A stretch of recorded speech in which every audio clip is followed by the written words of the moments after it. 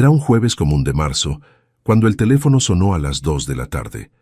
Estaba en el patio regando las plantas que mi difunta esposa tanto amaba, cuando escuché el ruido insistente viniendo de la cocina.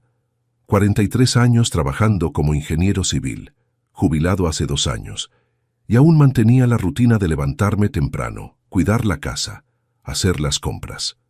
Una vida simple, organizada, como siempre fue. «Bueno, señor Antonio Carlos». La voz del otro lado era formal, pero cargaba una urgencia que me hizo dejar la regadera en el suelo. «Sí, soy yo. Aquí es del Banco Azteca, sucursal Polanco. ¿Podría venir ahora? Es urgente». Mi pecho se apretó. A los 67 años, llamada de banco nunca es buena noticia. ¿Pasó algo con mi cuenta? Señor, no puedo hablar por teléfono. Pero su hijo está aquí con documentos que transfieren sus bienes. Él afirma que usted lo autorizó. ¿Usted autorizó alguna transferencia hoy? El mundo se detuvo. Literalmente se detuvo. ¿Yo? ¿Hoy? ¿Qué? ¿Transferencia? Mi voz salió más alta de lo que quería. No autoricé ninguna transferencia. Señor Antonio Carlos, necesito que venga inmediatamente. Su hijo, bueno, trajo a alguien haciéndose pasar por usted. Estamos reteniendo la documentación hasta que llegue. Colgué el teléfono con las manos temblando. Rodrigo, mi hijo único, 32 años, el mismo que crié solo después de que su madre murió de cáncer cuando él tenía 15. El mismo niño que cargué en la espalda cuando se rompió la pierna a los 8 años. El mismo al que pagué universidad privada, carro, departamento. El mismo que en los últimos 2 años venía a visitarme siempre con la misma conversación. Papá, ¿ya pensaste en simplificar tu vida? ¿Vivir en un lugar más pequeño? No necesitas tanto patrimonio. Al manejar al banco, cada semáforo era un recuerdo. Rodrigo a los 5 años, ayudándome a construir una casita de madera en el patio. Rodrigo a los 12 llorando, porque los papás de sus amigos no tenían tiempo para sus hijos, y yo, prometiéndole que siempre tendría tiempo para él. Rodrigo a los 25, abrazándome el día de su graduación diciendo que era el mejor papá del mundo. Ese mismo Rodrigo estaba ahora en el banco tratando de robar todo lo que construí en 45 años de trabajo. Llegando a la sucursal, la gerente me llevó directo a un cubículo privado. Señor Antonio Carlos, su hijo llegó aquí a las 10 horas con un señor de aproximadamente su edad. Este hombre presentó sus documentos personales y dijo que quería transferir sus propiedades a su hijo para evitar problemas con la herencia, pero nuestra funcionaria notó que la firma no coincidía. ¿Dónde está mi hijo ahora? Se fue cuando se dio cuenta de que íbamos a llamarle, pero antes de eso logramos copiar toda la documentación que trajeron. Señor, es fraude, documentos falsificados, poder falso, todo. Puso una carpeta frente a mí. Adentro, copias de documentos con mi firma falsificada, autorizando la transferencia de mi casa, del terreno que heredé de mi papá, de mis ahorros hasta de mi carro. Todo a nombre de Rodrigo. El hombre que se hizo pasar por mí había llevado mi identidad, mi CURP y documentos que alguien había producido con una perfección aterradora. «Hay más, señor». La gerente dudó. Verificamos otras operaciones.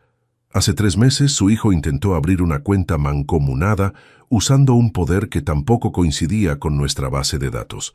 Y la semana pasada estuvo aquí preguntando sobre créditos de nómina a su nombre. Créditos de mi nómina, con mi pensión del IMSS como garantía.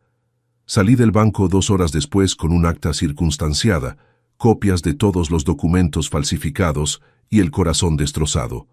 No era solo el intento de robo, era la frialdad, la planificación, la forma calculada como mi propio hijo había orquestado todo esto. Manejando a casa, paré en la primera gasolinera y vomité.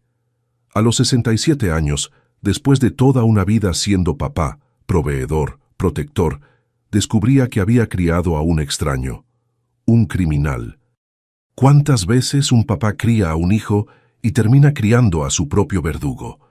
Si alguna vez has sentido que toda una vida de trabajo como padre valía menos que un capricho momentáneo de tu hijo, quédate conmigo hasta el final de esta historia, porque lo que pasó después de esa llamada me enseñó que un hombre solo pierde la dignidad cuando acepta ser traicionado por su propia sangre en silencio.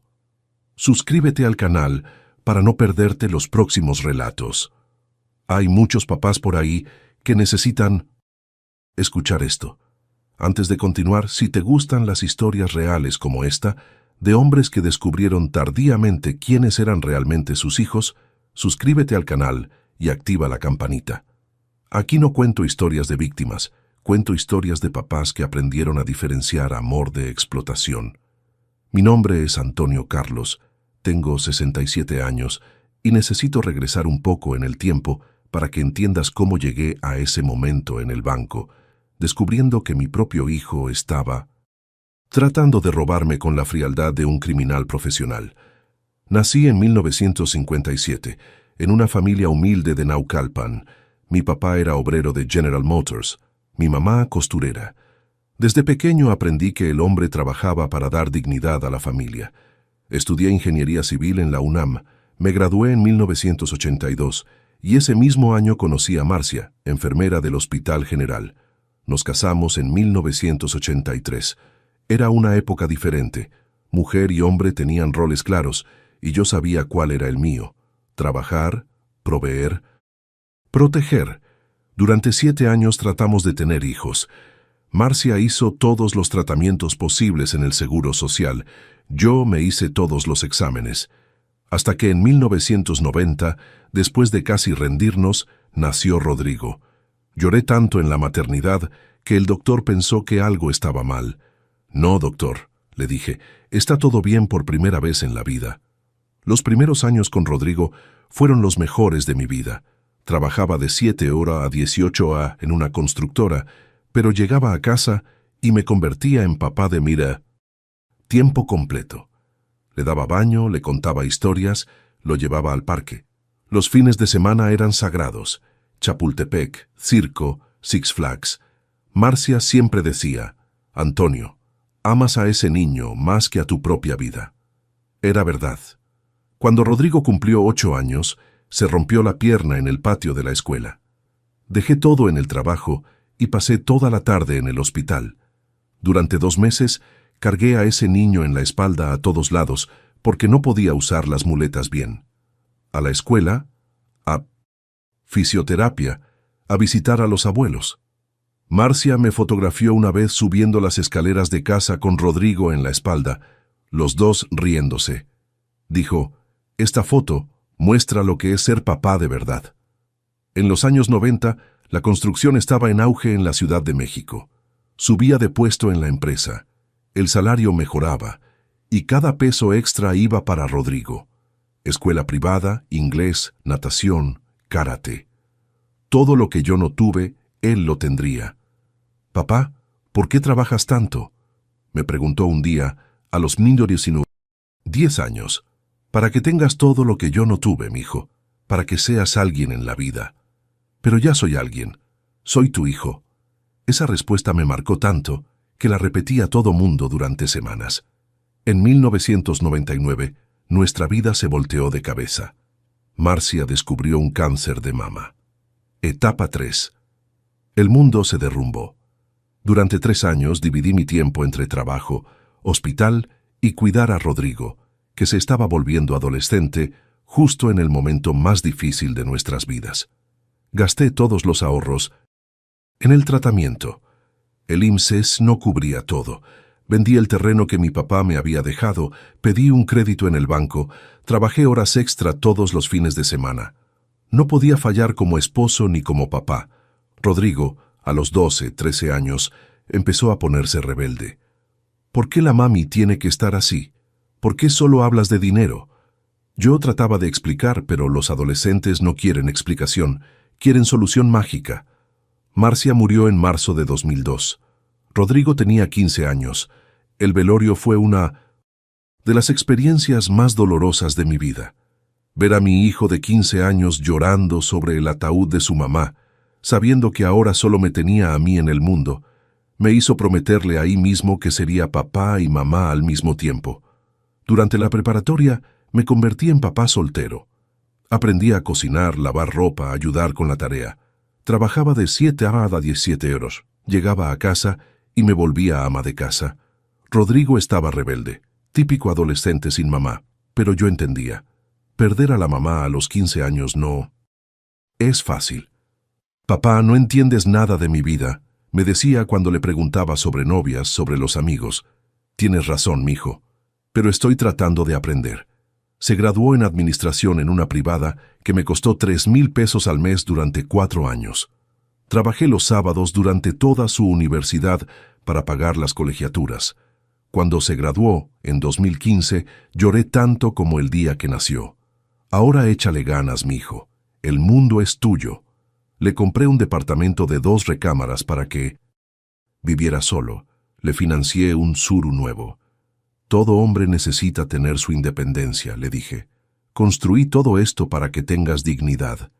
Fue cuando empezó el cambio. La primera bandera roja llegó disfrazada de cariño filial. Era 2016. Rodrigo ya llevaba 1 año viviendo solo, cuando apareció en casa un domingo por la mañana con conchas y una conversación extraña. Papá, ¿ya pensaste en simplificar tu vida? Estaba tomando café, leyendo el periódico, en una mañana perezosa de jubilado. Reciente. ¿Cómo que simplificar? Esta casa es muy grande para un hombre solo. 5 cuartos, patio enorme, 2 cocheras. Podrías vender y comprar algo más pequeño, más práctico. Te quedaría una buena lana. En ese momento, parecía preocupación legítima. Hijo preocupándose por papá mayor. Rodrigo, construí esta casa con mis propias manos.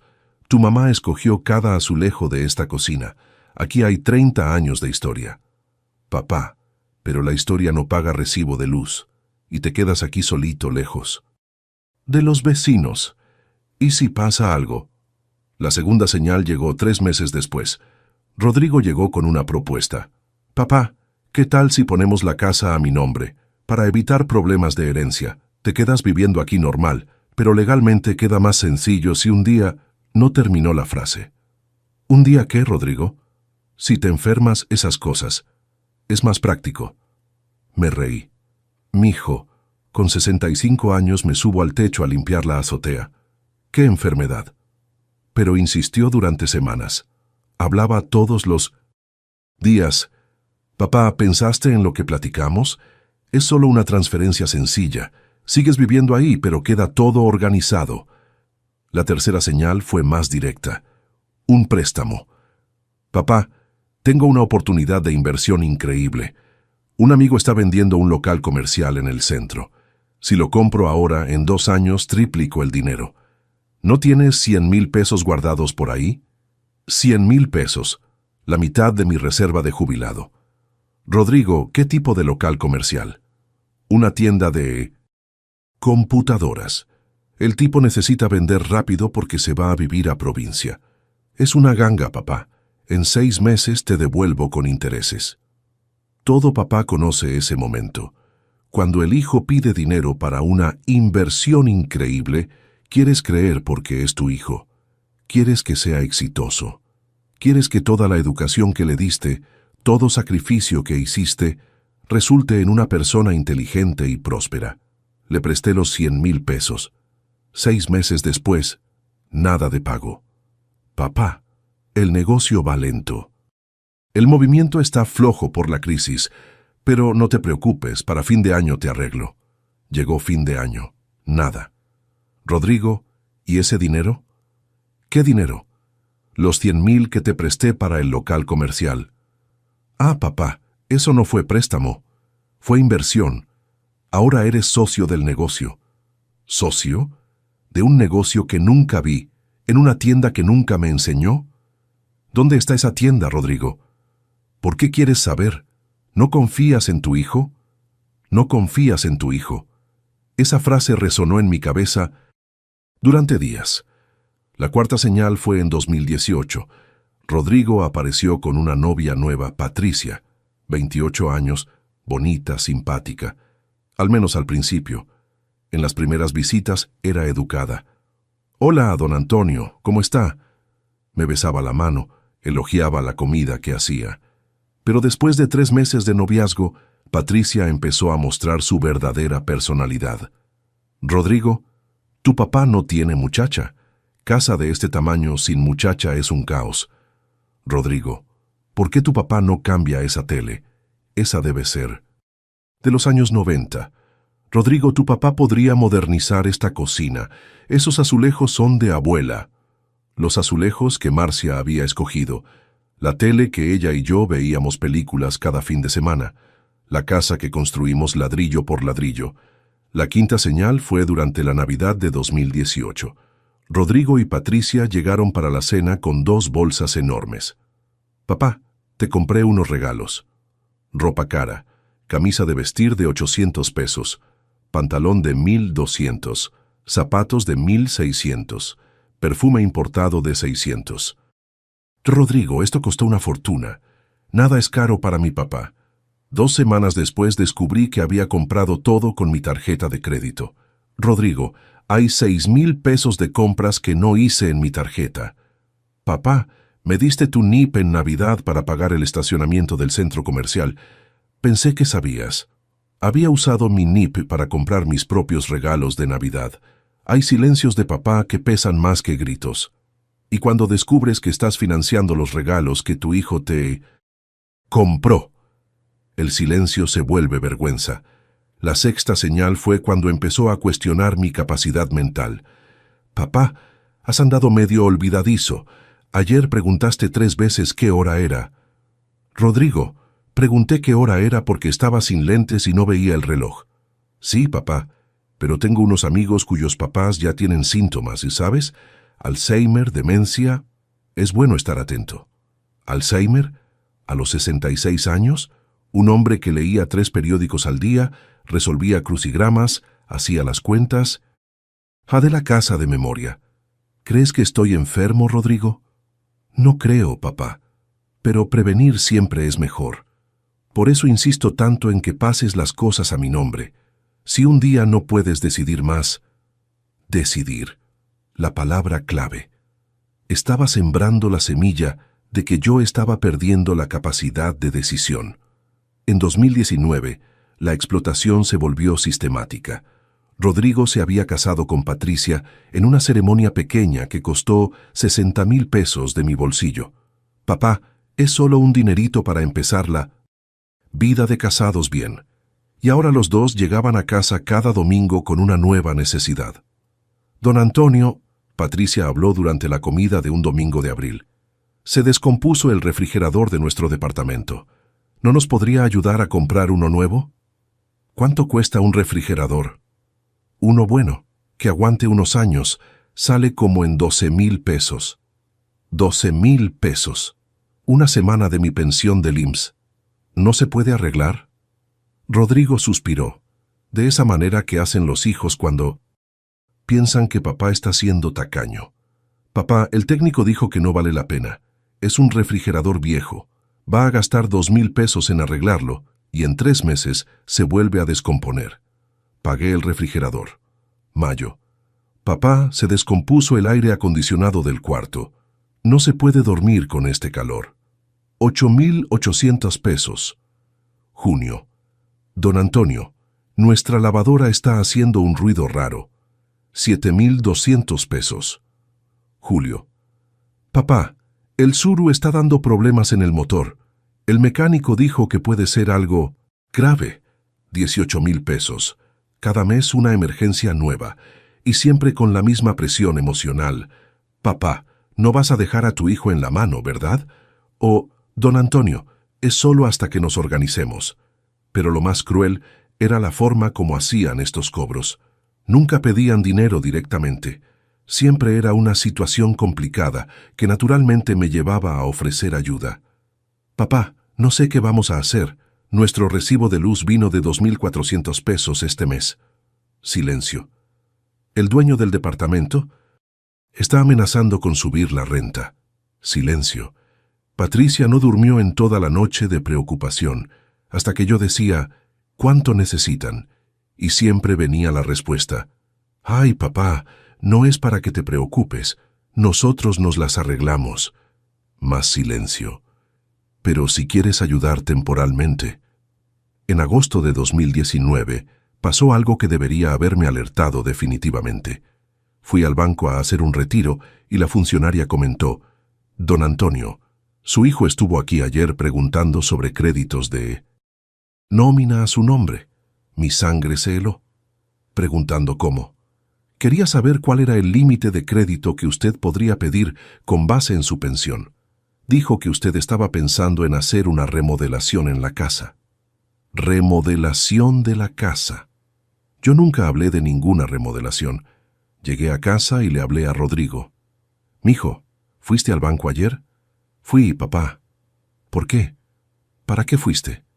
«Ah, quise aclarar una duda sobre ese crédito que comentaste». «¿Qué crédito?» Yo nunca comenté sobre ningún crédito. «Papá, ¿se te olvidó?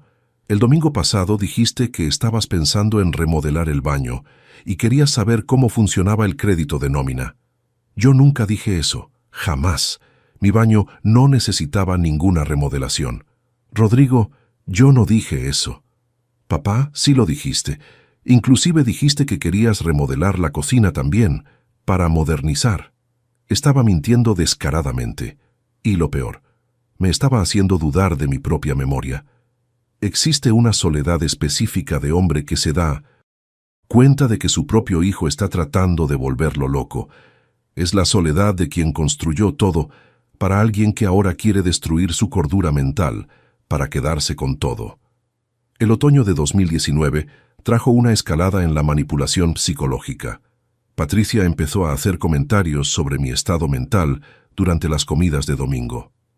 «Don Antonio, usted ha repetido mucho las mismas historias». «¿Qué historias?»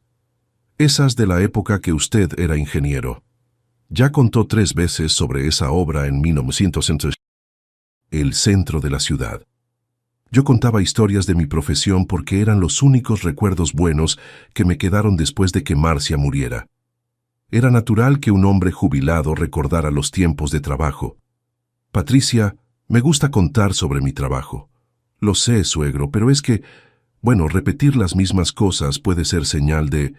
¿Señal de qué?» «Olvidos». Rodrigo siempre estaba de acuerdo. «Sí, papá, has estado medio repetitivo». Estaban sistemáticamente minando mi confianza en mi propia mente. Y yo como un idiota empecé a dudar de mí mismo.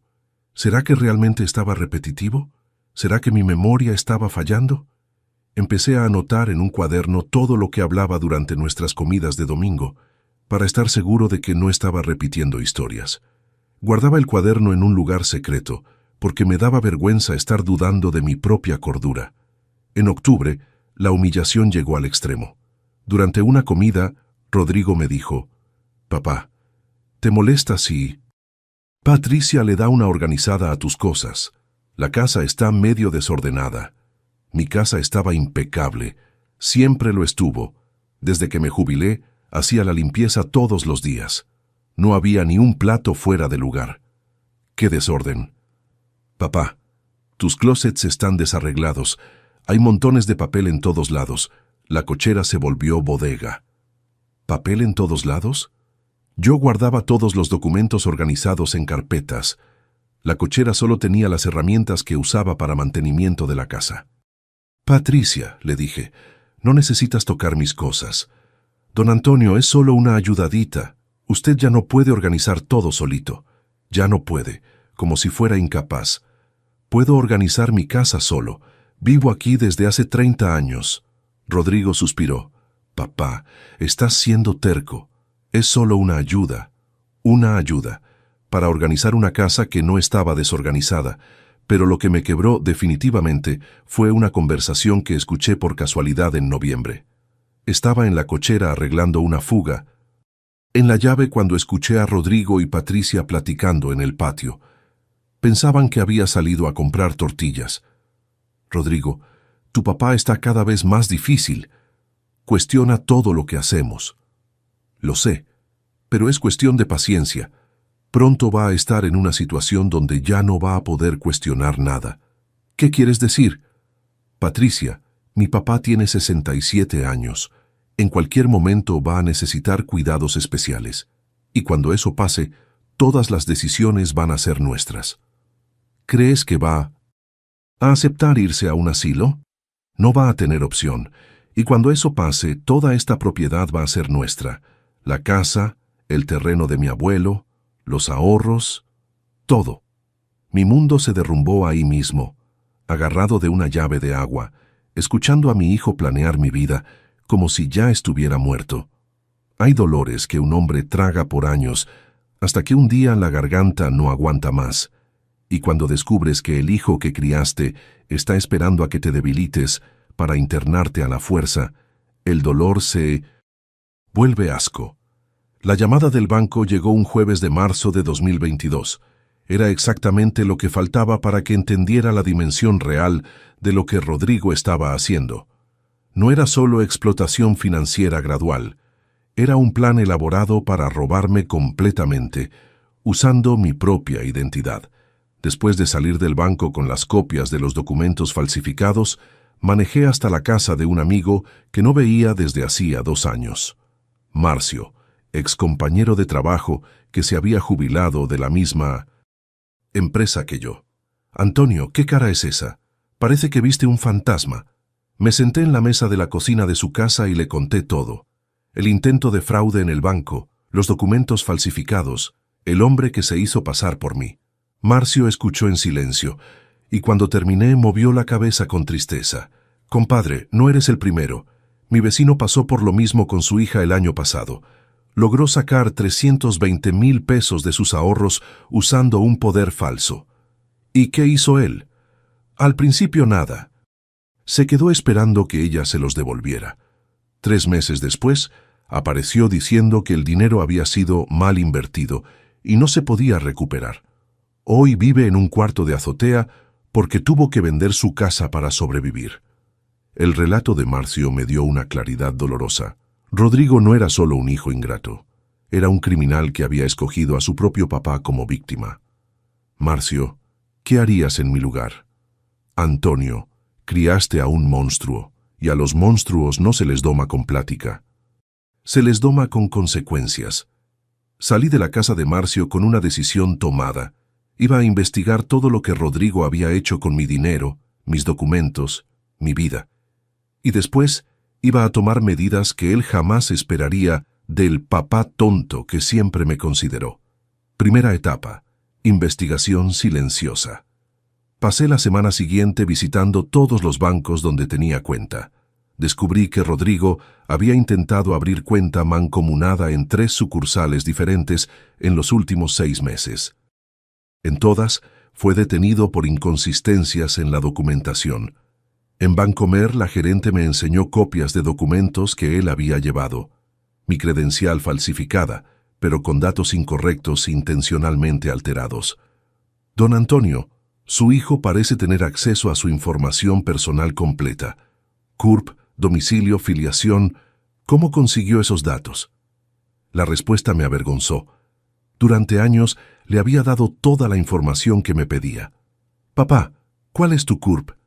Es para actualizar mi seguro médico. Papá, ¿cuál es el número de tu credencial? Es para registrarte como dependiente en mi declaración de impuestos. Mentiras. Estaba recolectando datos para falsificar mi identidad. En Banamex, descubrí que había intentado un crédito de nómina de 320,000 pesos usando mi pensión del IMSS como garantía. Solo no pudo porque exigían presencia física del titular.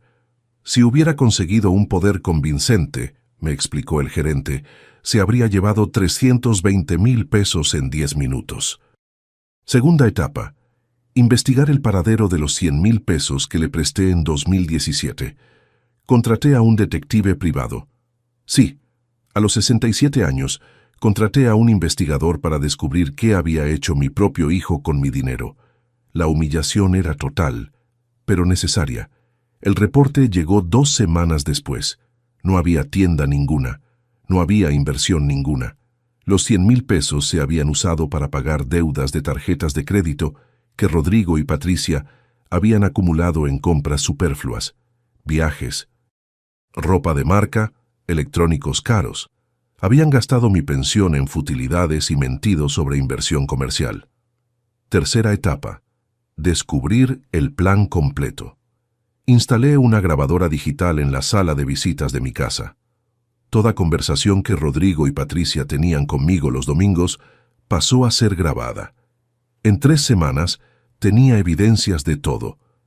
Domingo, 17 de abril. Patricia, ¿viste cómo está de olvidadizo? Ayer preguntó 3 veces dónde estaba el control de la tele. Rodrigo, tu papá claramente tiene problemas de memoria. Creo que ya es hora de platicar sobre transferir las cosas a tu nombre. Sí, pero todavía tiene resistencia. Necesita más tiempo para que acepte que ya no puede cuidarse solo. ¿Y si aceleramos el proceso? ¿Cómo? Rodrigo, existen medicamentos que causan confusión mental. Nada peligroso, pero deja a la persona más sugestionable. Medicamentos para dejarme confundido.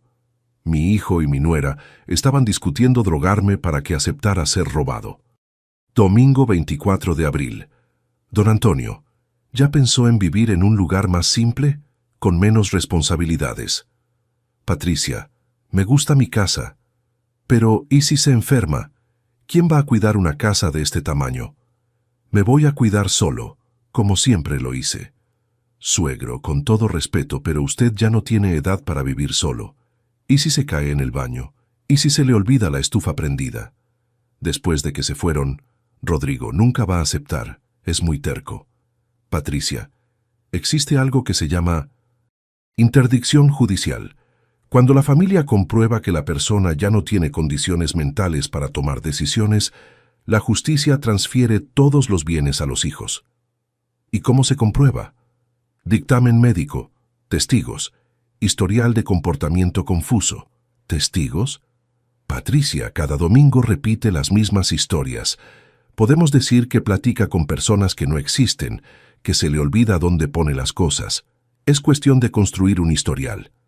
Construir un historial de incompetencia mental, para internarme y quedarse con todo. Cuando un papá es traicionado por su propia sangre, la cicatriz atraviesa generaciones. Pero cuando la traición viene con un plan para destruir tu cordura mental, la cicatriz se vuelve rebeldía. Cuarta etapa. Proteger mi patrimonio. El lunes siguiente, busqué a un abogado criminalista. Licenciado Eduardo, 45 años, especializado en delitos contra adultos mayores. Licenciado, mi hijo está tratando de robarme usando documentos falsificados y planeando mi interdicción forzada. Le enseñé todas las evidencias: grabaciones, documentos falsificados del banco, reporte del detective, copias de los intentos de crédito de nómina. Don Antonio, su hijo cometió múltiples delitos: falsedad en declaraciones, tentativa de fraude y está planeando privación ilegal de la libertad. Eso es cárcel. ¿Qué hago? 2 opciones: levanta denuncia y lo procesa penalmente, o trata de resolver en familia primero. Licenciado, familia no planea drogarme e internarme a la fuerza. Quiero que sea castigado. Entonces vamos a preparar un flagrante. El plan era sencillo. En el próximo intento de Rodrigo de usar mi identidad falsamente, estaríamos esperando con la policía ministerial. Quinta etapa. El flagrante. El licenciado Eduardo tenía contactos en la policía ministerial. Le explicamos la situación al Ministerio Público, le enseñamos todas las evidencias. Estuvo de acuerdo en preparar un operativo. Vamos a esperar el próximo intento. Cuando pase, lo detenemos en flagrancia. No necesité esperar mucho. El jueves siguiente el banco me llamó otra vez. Don Antonio, su hijo está aquí otra vez, ahora con documentos diferentes, diciendo que usted autorizó venta de un terreno. Deténganlo ahí, ya voy. Le hablé al licenciado Eduardo, quien activó al equipo de la policía ministerial. 20 minutos después, estaba llegando al banco con 2 policías ministeriales. ¿Es ese muchacho de ahí, don Antonio? Rodrigo estaba sentado en un escritorio de la gerencia, sonriendo, platicando con la funcionaria sobre los papeles que mi papá me pidió que trajera. En su regazo, una carpeta con documentos falsificados transfiriendo el terreno que heredé de mi papá, un terreno que valía 800,000 pesos a su nombre.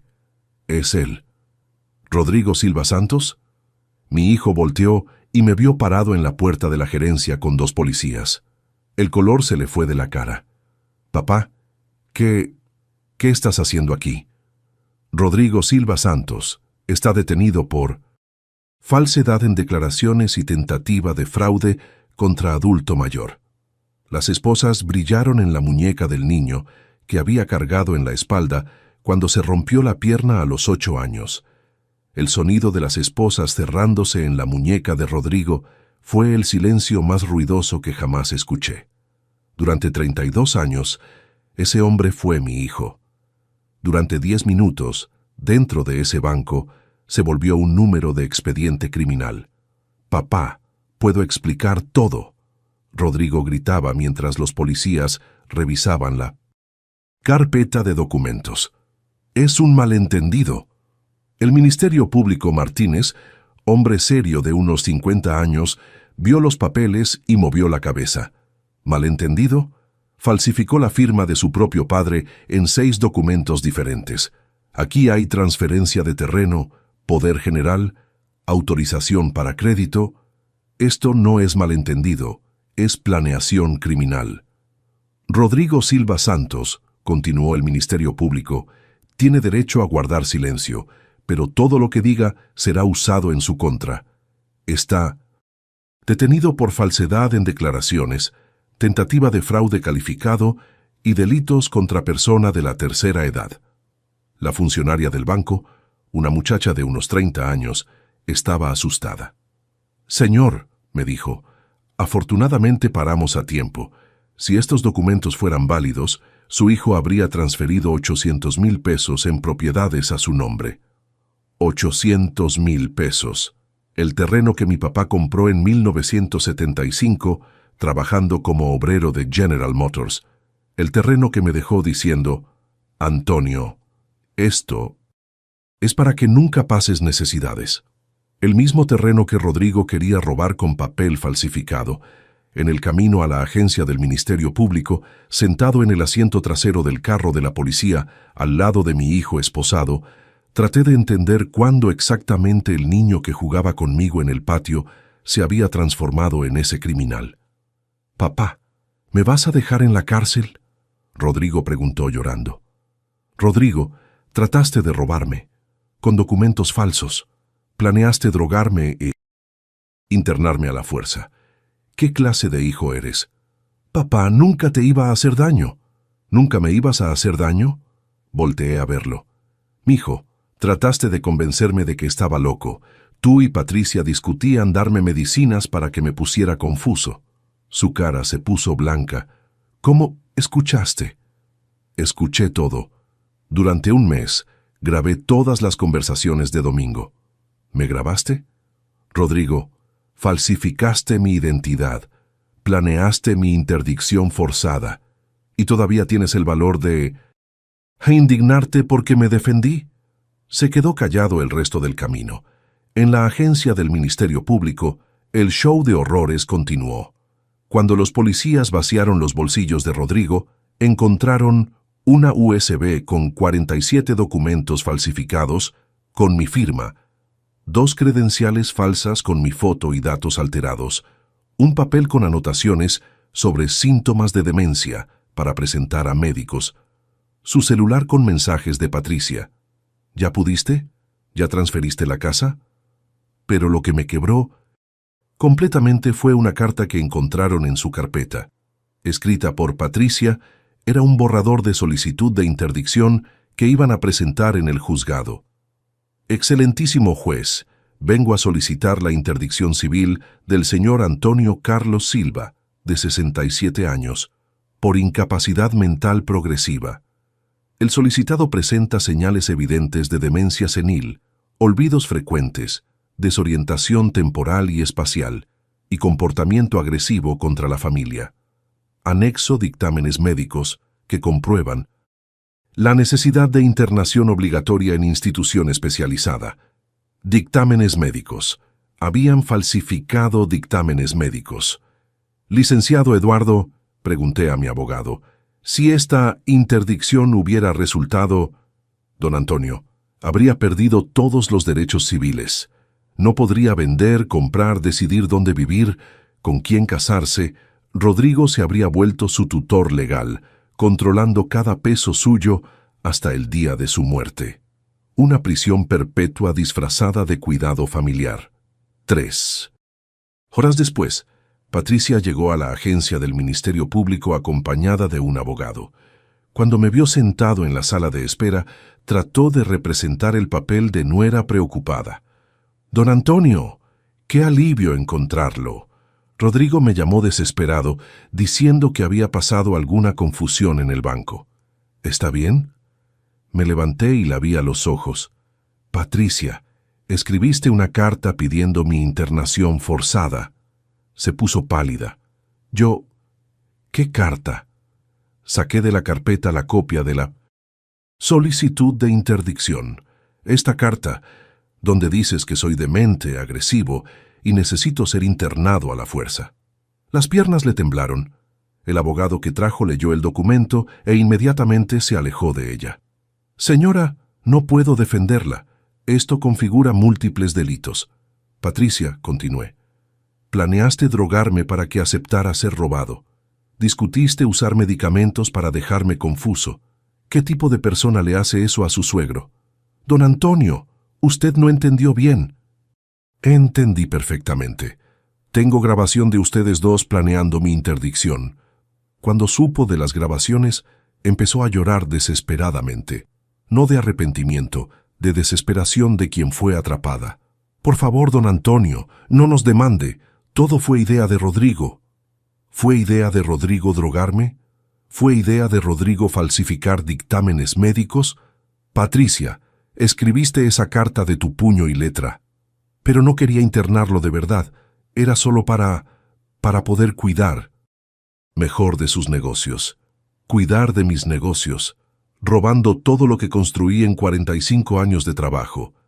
El Ministerio Público Martínez llamó a Patricia para interrogatorio. 2 horas después, salió de la oficina llorando a mares. Había confesado participación en todos los delitos. Esa noche, Rodrigo y Patricia fueron formalmente detenidos. Él por falsedad en declaraciones, tentativa de fraude calificado y delitos contra adulto mayor. Ella por participación, falsificación de documentos médicos y amenazas. Las consecuencias empezaron inmediatamente. Al día siguiente, viernes, recibí una llamada del dueño del departamento donde vivían. «Don Antonio, ¿su hijo y su nuera fueron arrestados? Porque hay gente aquí que quiere sellar el departamento». Era la policía ministerial cumpliendo orden de cateo. Descubrieron un verdadero archivo criminal, computadora con 200 documentos falsificados míos, impresora profesional para falsificación, sellos falsos de notaría, hasta una credencial falsa de Patricia usando mi domicilio. «Don Antonio», me explicó el perito, «esto es una central de falsificación. Estaban preparando delito en gran escala. El lunes, la bomba mayor, el departamento que había financiado para Rodrigo, el Tsuru que compré, los electrodomésticos que pagué. Todo estaba siendo usado como garantía para préstamos que habían hecho sin mi conocimiento. Usaban los bienes que les compré como garantía para pedir más dinero prestado. Licenciado Eduardo, ¿cómo pudieron usar la casa y el carro como garantía? Don Antonio, falsificaron su poder. En el papel usted los autorizaba a usar sus bienes como garantía. El departamento, hipotecado por 200,000 pesos. El Tsuru, empeñado por 120,000 pesos. Hasta el refrigerador que compré, financiado en 18 mensualidades a mi CURP. El martes descubrí el nivel real de la traición. Rodrigo había intentado hacer un seguro de vida de 2 millones de pesos a mi nombre, con él como único beneficiario. Cuando la aseguradora llamó para confirmar, dijo que yo estaba muy enfermo para contestar el teléfono. Su hijo intentó hacer seguro de vida de 2 millones de pesos a su nombre, me explicó el investigador. Y cuando preguntaron sobre su estado de salud, dijo que usted tenía poco tiempo de vida. 2 millones de pesos. Mi hijo estaba apostando a mi muerte. El miércoles, Patricia me llamó desde la cárcel llorando. «Don Antonio, se lo suplico, retire la denuncia. Rodrigo se está sintiendo mal en la celda, no puede comer». Patricia planearon matarme para quedarse con el seguro de vida. ¿Qué seguro? Nunca planeamos matarlo. Entonces, ¿por qué hicieron seguro de 2 millones a mi nombre apostando que me moriría pronto? Silencio. Patricia, ustedes son criminales. Los criminales van a la cárcel. El jueves recibí la visita de la hermana de Patricia, una mujer de 35 años llamada Sandra. «Don Antonio, mi hermana está embarazada de 3 meses. Va a perder al bebé en la cárcel». Embarazada. Patricia estaba embarazada y no se lo había dicho a nadie. «Sandra, tu hermana trató de internarme a la fuerza para robar mi patrimonio. Estar embarazada no cambia el delito que cometió». «Pero, ¿y la criatura? ¿Qué culpa tiene la criatura? ¿Qué culpa tengo yo de los delitos que cometió tu hermana?» «Por favor, don Antonio, es su nieto». «Mi nieto. El hijo de la mujer que planeó drogarme e internarme para robar todo lo que construí. ¿Cómo procesa eso un hombre? El mismo hombre que cargó al hijo en los hombros. Un día se ve con nieto en el vientre de una mujer que trató de destruir su vida. La familia puede ser la mayor bendición o la mayor maldición que un hombre carga. El viernes, 13 de mayo de 2022.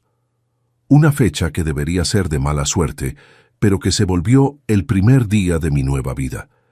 Rodrigo llevaba preso 3 semanas. Patricia había salido bajo fianza para cumplir prisión domiciliaria por el embarazo, y yo, finalmente, estaba solo en casa para procesar todo lo que había pasado. La primera semana solo fue terrible. No por la soledad, siempre me gustó el silencio. Fue terrible por la libertad. Durante 5 años, cada domingo era visitado por 2 personas que me juzgaban, me disminuían, me hacían sentir viejo e incapaz. Ahora, por primera vez en años, podía pasar un domingo completo sin que nadie me preguntara si estaba olvidando cosas o si no era hora de simplificar mi vida. Me senté en la mesa de la cocina donde Patricia siempre criticaba los azulejos que Marcia había escogido y me di cuenta de algo. La casa estaba en paz. No había nadie calculando cuánto dinero podía sacarme. No había nadie fingiendo preocupación para justificar control. Por primera vez en años, estaba libre.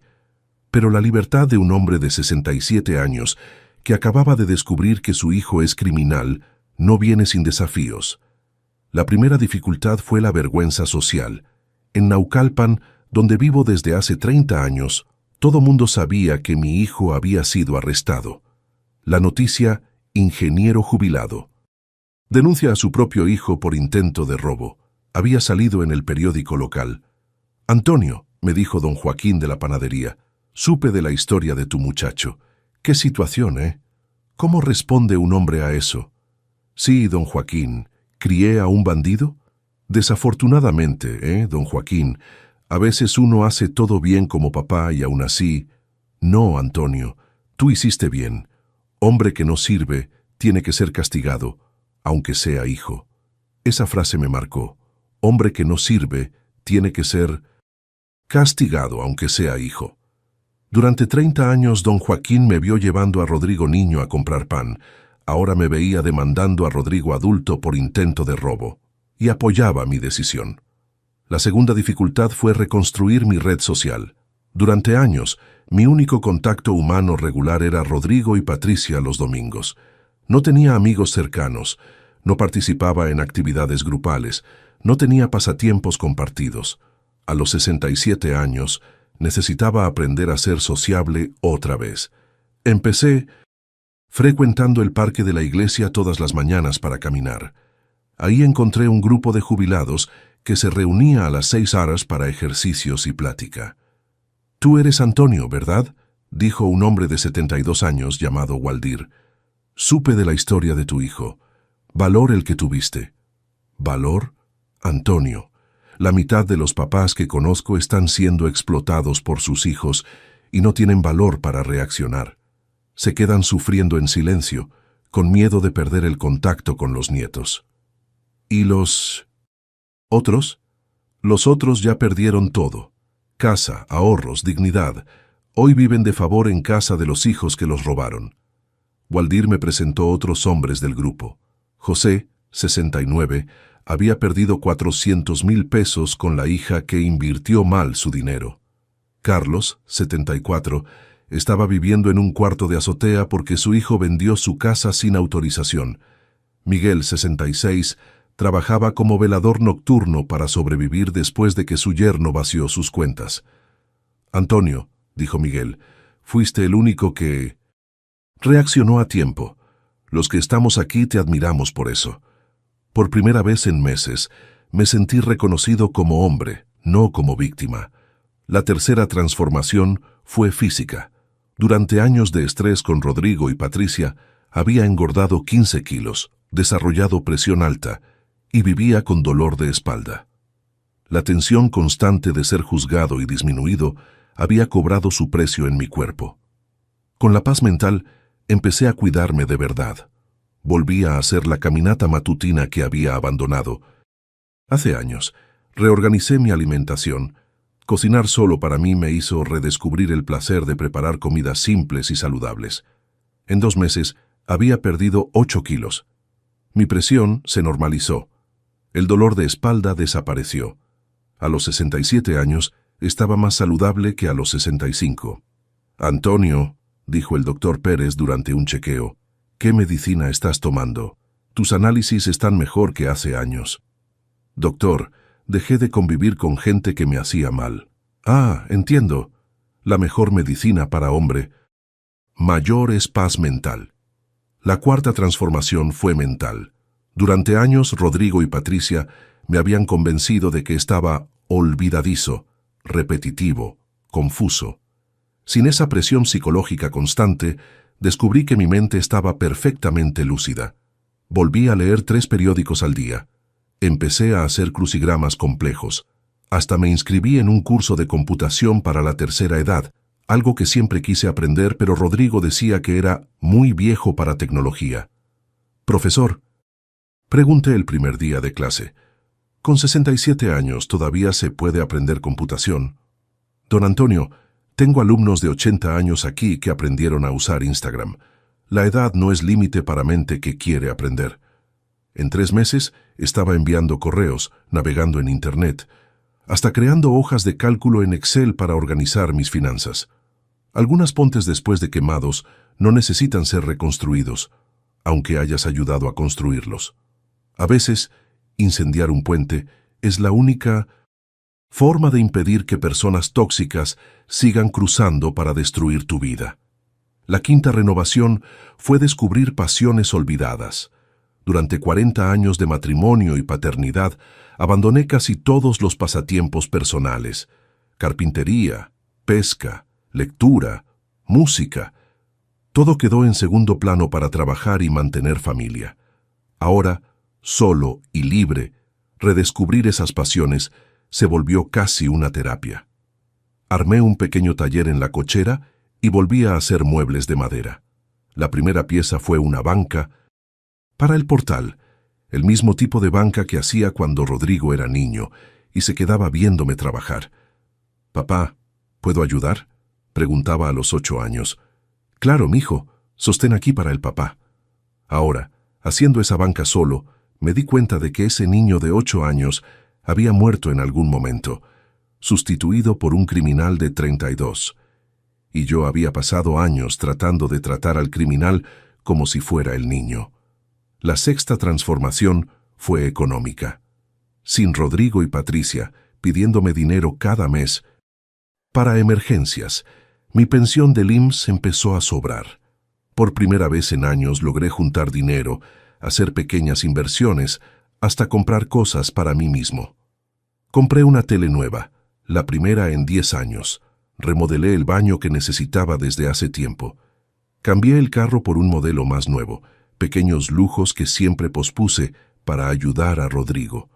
«Antonio», dijo la vendedora de la tienda de electrónicos, «esa tele es muy sofisticada. ¿Va a poder manejarla?». «Señorita, A los 67 años aprendí computación. La tele no va a ser problema. Y no lo fue. En una semana dominaba todas las funciones del Smart TV. Hasta descubrí aplicaciones de películas que no sabía que existían. La séptima transformación fue emocional. Durante años cargué una culpa enorme. ¿Dónde me equivoqué como papá? ¿Qué hice para criar un hijo así? ¿Qué tipo de hombre soy? Frecuentando el grupo de jubilados, escuchando historias similares, entendí que no me había equivocado como papá. Había criado un hijo con amor, disciplina, valores. Si él escogió volverse criminal, la responsabilidad era de él, no mía. «Antonio», dijo Waldir una mañana, «¿sabes cuál es la diferencia entre tú y la mayoría de papás explotados?» «¿Cuál?» «Tú entendiste que ser papá no significa aceptar ser robado. Nosotros confundimos amor paterno con permisividad para todo. Es difícil procesar al propio hijo. Es más difícil vivir siendo robado por el propio hijo». Tenía razón. La paz que sentía ahora era prueba de que había tomado la decisión correcta. Existe una soledad específica de hombre que crió hijos que después se volvieron extraños, pero también existe una libertad específica de hombre que aprendió a valorarse más que lazos sanguíneos tóxicos. 8 meses después del arresto de Rodrigo, pasó algo que puso a prueba toda mi transformación. Patricia dio a luz a una niña y me llamó desde la maternidad. «Don Antonio, nació su nieta. ¿Quiere conocerla?» Mi nieta, la hija del hombre que trató de robarme y de la mujer que planeó drogarme. Fui a la maternidad movido por la curiosidad, no por la emoción. Encontré a Patricia cargando a un bebé que tenía los ojos del Rodrigo niño. «Don Antonio, está hermosa, ¿verdad? ¿La quiere cargar?» Cargué a la niña y sentí nada especial. No la rabia que esperaba sentir, pero tampoco el amor incondicional que sentí cuando nació Rodrigo. Era solo una niña que cargaba la sangre de 2 personas que trataron de destruir mi vida. «Patricia, ¿cómo va a ser su situación?» «Rodrigo va a cumplir como 3 años de cárcel. Estoy tratando de conseguir trabajo para mantener a Ana Luisa sola». «¿Y esperaban qué? ¿Que yo cuidara a la niña mientras ustedes cumplían condena por los delitos que cometieron contra mí?» «Don Antonio, es su nieta. Patricia, es hija de 2 criminales. Esa es responsabilidad de ustedes, no mía». Salí de la maternidad con la certeza de que amor de abuelo no se impone. O surge naturalmente o no existe. Y en ese caso, no existía. Hoy, septiembre de 2024, 2 años y medio después de esa llamada que cambió todo, estoy escribiendo esta historia sentado en el portal de mi casa. El mismo portal donde Patricia criticaba los azulejos de Marcia.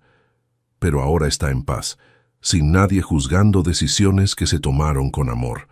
Rodrigo cumple condena de 4 años de prisión por falsedad en declaraciones calificada, tentativa de fraude y delitos contra adulto mayor. Patricia, condenada a 2 años en régimen abierto, trabaja como vendedora para mantener a Ana Luisa. Se divorciaron en la cárcel. Cuando se acabó el dinero, también se acabó el amor.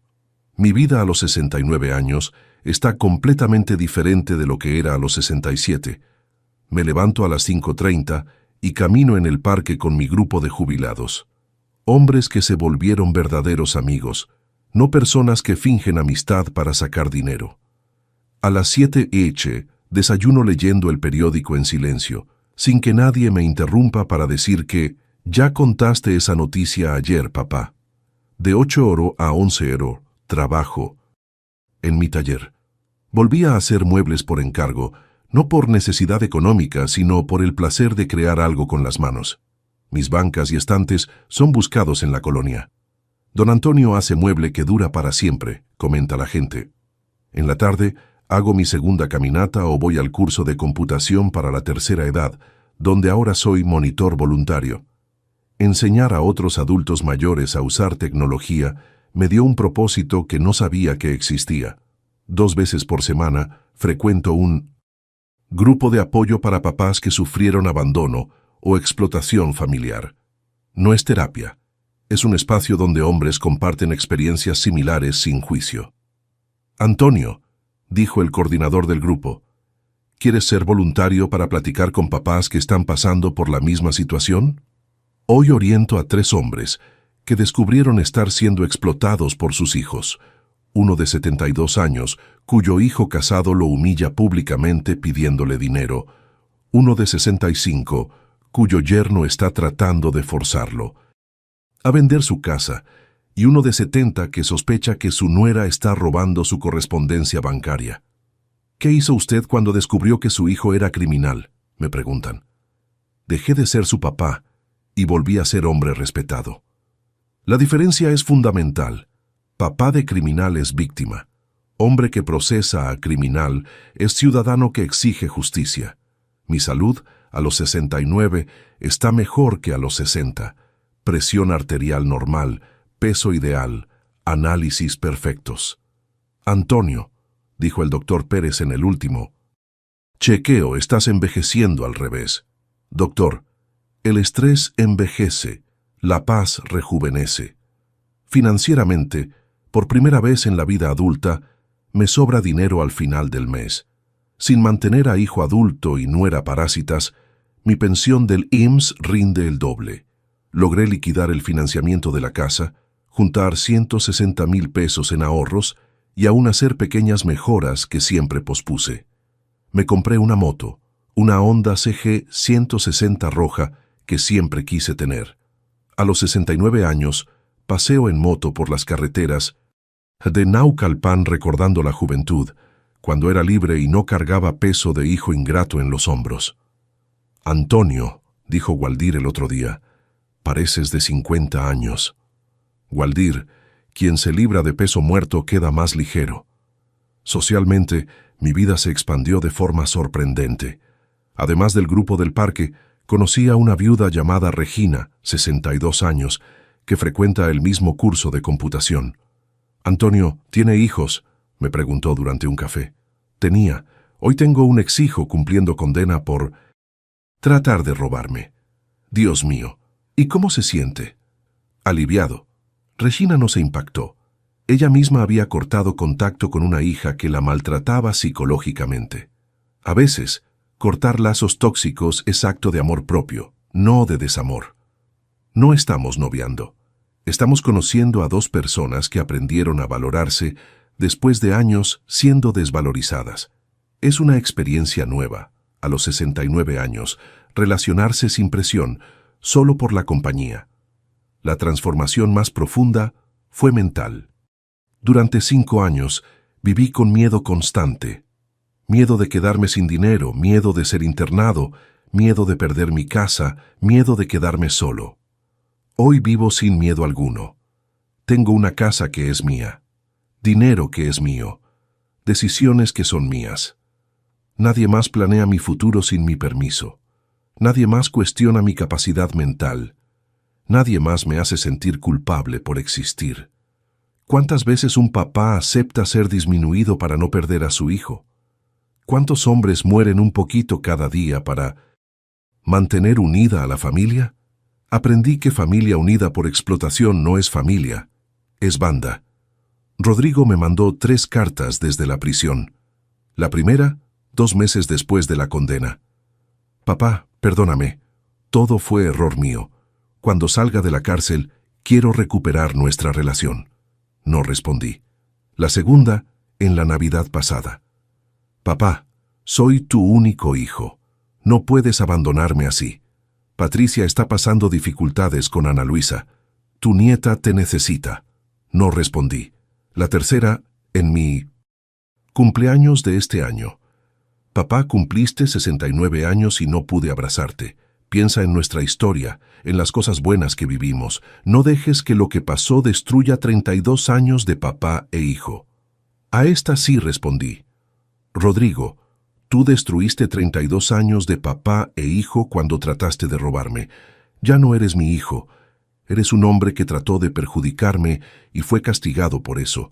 Cuando salgas de la cárcel, rehaz tu vida lejos de la mía. Buena suerte. Fue la última comunicación entre nosotros. Ana Luisa. Cumplió 2 años el mes pasado. Nunca la volví a ver después de aquel día en la maternidad. No siento culpa ni nostalgia, siento indiferencia. Crecerá sabiendo que tiene un abuelo que escogió no convivir con descendientes de personas que trataron de destruir su vida. Tal vez cuando cumpla 18 años, me busque queriendo conocer la versión del abuelo, de la historia familiar.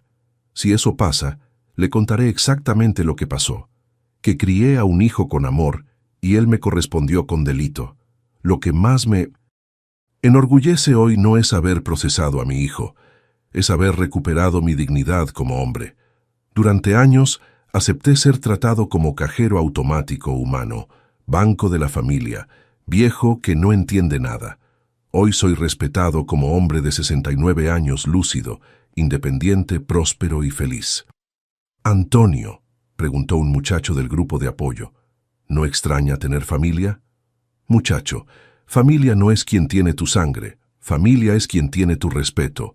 Hoy mi familia son mis amigos del parque, son los alumnos del curso, los vecinos que saludan con cariño, gente que me valora por lo que soy, no por lo que puedo dar.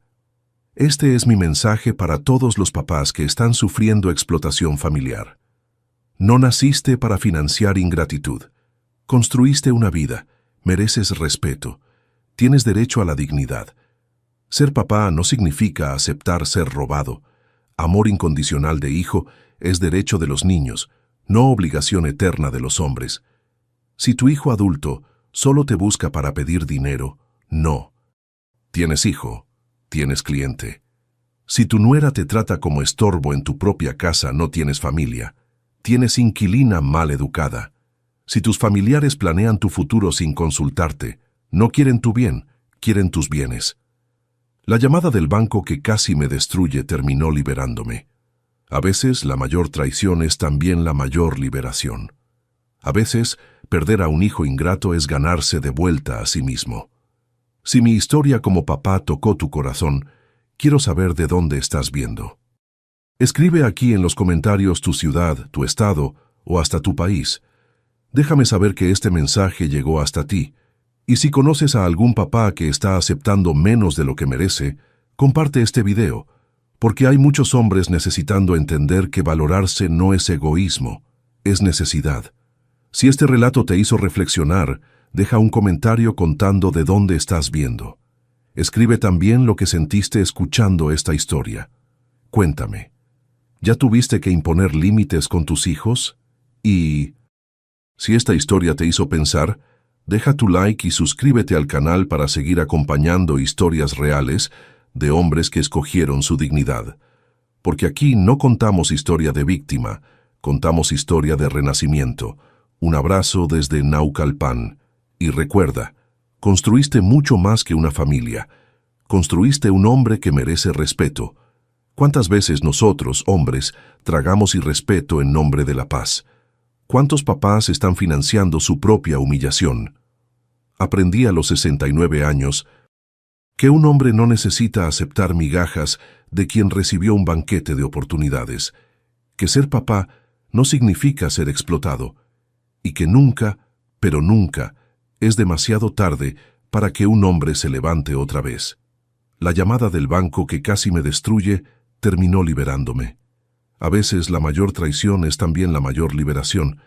A veces perder a un hijo ingrato es ganarse de vuelta a sí mismo. Y yo me gané de vuelta. Completo, digno, respetado. A los 69 años, finalmente libre.